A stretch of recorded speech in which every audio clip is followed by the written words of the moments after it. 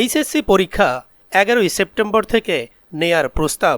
প্রিয় দর্শক, অনুরোধ রইল ভিডিওটিতে একটি লাইক দিয়ে আমাদের ইউটিউব চ্যানেলটি সাবস্ক্রাইব করে দিবেন এবং ভিডিওটি সম্পর্কে আপনার মূল্যবান মতামত কমেন্টস করে জানাবেন।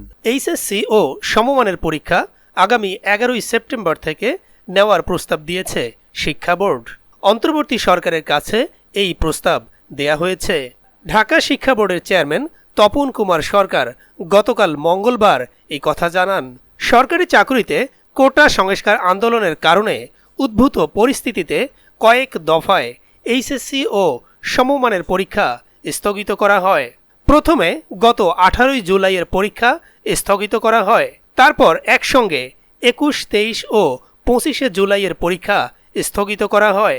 এরপর 28 জুলাই থেকে 1 আগস্ট পর্যন্ত পরীক্ষা স্থগিত করা হয়। পরে সিদ্ধান্ত হয় 11ই আগস্ট থেকে নতুন সময়সূচিতে এইচএসসি ও সমমানের পরীক্ষা নেওয়া হবে। তবে 7ই আগস্ট ঢাকা শিক্ষা বোর্ডের পরীক্ষা নিয়ন্ত্রক মোহাম্মদ আবুল বাশারের সই করা বিজ্ঞপ্তিতে জানানো হয় 11ই আগস্ট পরীক্ষা হচ্ছে না, অনিবার্য কারণে পরীক্ষা স্থগিত করা হয়েছে। শিক্ষা বোর্ডের একটি সূত্র বলেছিল, প্রধানমন্ত্রীর পদ থেকে শেখ হাসিনার পদত্যাগ ও দেশ ছাড়ার পর বিভিন্ন এলাকার থানায় হওয়া হামলায় প্রশ্নপত্র রাখার ট্রাঙ্ক ক্ষতিগ্রস্ত হয়। এজন্য পরীক্ষা স্থগিত করা হয়েছে।